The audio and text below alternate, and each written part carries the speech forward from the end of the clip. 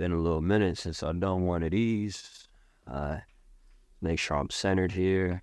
Let's turn on this main light. That look good. Let's turn on these Gobi lamps.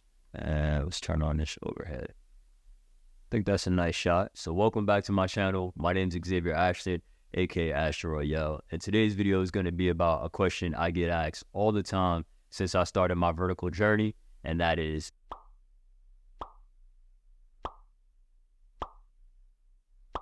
what camera do I use as a content creator? So for the past 6 months, I've only been using 2 cameras, but in 2023, I had like 4 cameras, which was unnecessary, completely diabolical, unneeded. Moving on. Now, the first camera I had was the Sony a7 III. I bought that camera when it first came out, so I had that camera for like 3-4 years now. And that camera, still to this day, I absolutely love. That was the first camera that I had that got me into full frame, got me into taking pictures, video, got me into this whole content creating thing. I forever loved that camera. It would always be like my first real camera. And I say my first real camera because I started with a Canon T6i. So yeah. Now the one thing about Sony cameras, which could be a pro or a con, depending on how you look at it, but they're always gonna upgrade. So the next camera that I bought is still used to this day, the undisputed hybrid champion, and that is the Sony a7 IV. And the reasons why I love this camera so much and still use it to this day, number one being the features in this camera allow you to not only shoot photo, but video at a high quality. So now if you don't know about the Sony a7 line, it comes in 3 variations. So R specializes in photo, S specializes in video, and then the a7 series is just the best of both. So in this camera, you have a 33 megapixel sensor.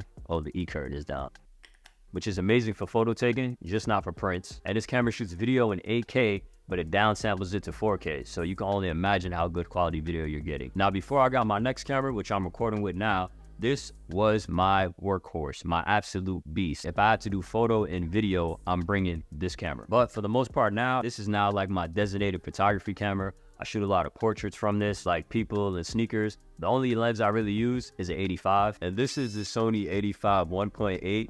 Absolutely love this lens. This was actually the first lens that I bought after I caught my a7 III. So this was my setup in the field. So any picture on my Instagram that you've seen of me or any photo that I've taken of clients and friends, this was the loadout. Well, a7 IV and the a7 III was the loadout. That was until I copped this big bitch, and this is the Sigma 85 1.4. I still have yet to use this in photography, but for videography, I use this all the time. Most of my talking heads are shot with this, and that 1.4 and Sigma just being so damn crisp and sharp, the results are unbelievable. So now when spring and summer come back around and I gotta get those fit pics, this is gonna be the loadout. So the next camera that I had was the Sony EV1Z1.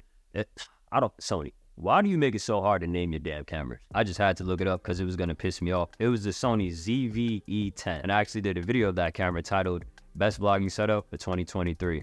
It actually did pretty good. It had 25,000 views. So yeah, I had that camera for about a month, I believe, before I returned it.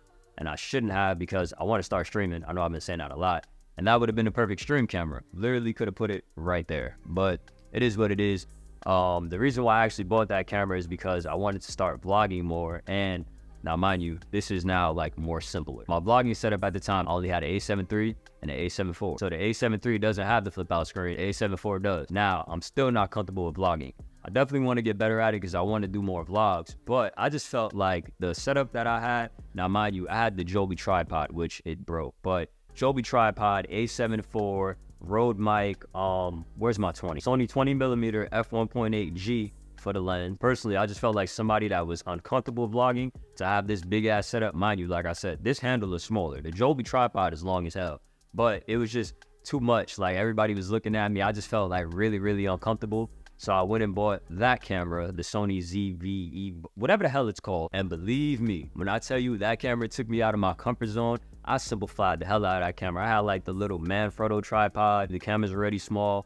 I had a Sigma, I believe it was the 16mm, and then I had a Rode Video Mic Pro. So it was small as hell. Like I did a whole bunch of vlogs, never posted them. Damn, I just fumbled. But it definitely made me feel more comfortable vlogging. Now, the only con was, considering the fact that I was so used to full frame cameras, that was a crop sensor. When I used to try to edit and like color grade, it would just fall apart because once again, this is what I was used to. So it kind of just pissed me off.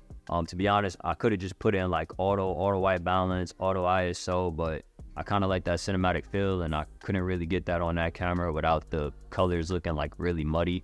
But for anybody else, it was the perfect vlogging camera. I was just being a dick about it. And so with that being said, I took the camera back. 4 months later, I sold my A7 III, and then I bought my dream camera, which I wanted ever since this camera came out. And I always hated just not being able to afford it at the time because it was $4,000. And that is my dream camera, which I'm recording on right now, and which I shoot all my video on. Now this is my main workhorse because you could throw anything at it and it won't fail to amaze you. And that is the Sony FX3. Now, of course, I wouldn't recommend anybody that's just starting content creation to buy a FX3.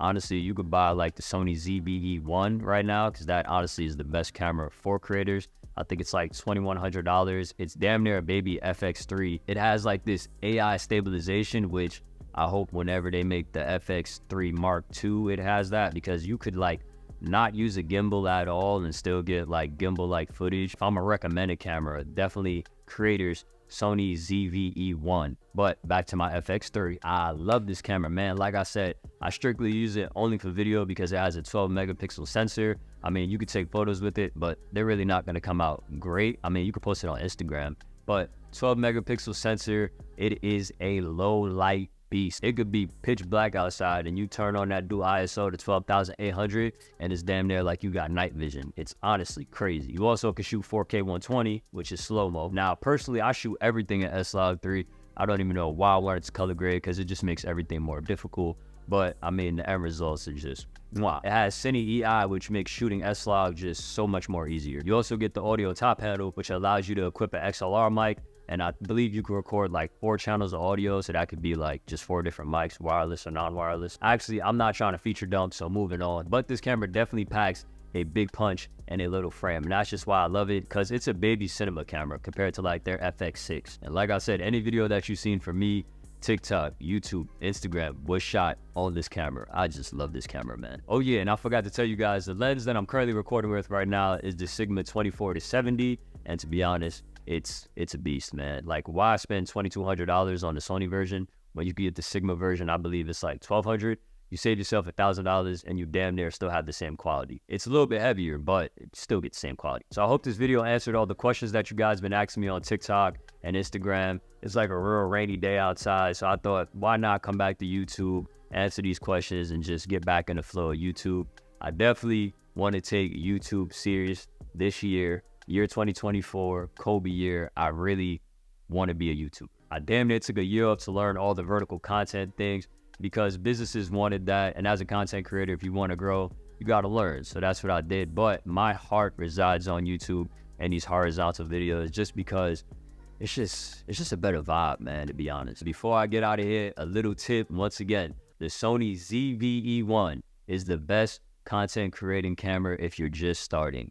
I'm not lying. More videos coming soon, I promise. But until then, I'm about to hop on the sticks, play some Warzone. And until next time, guys, it is your boy Ashton Royale, and I'm out of here. Peace.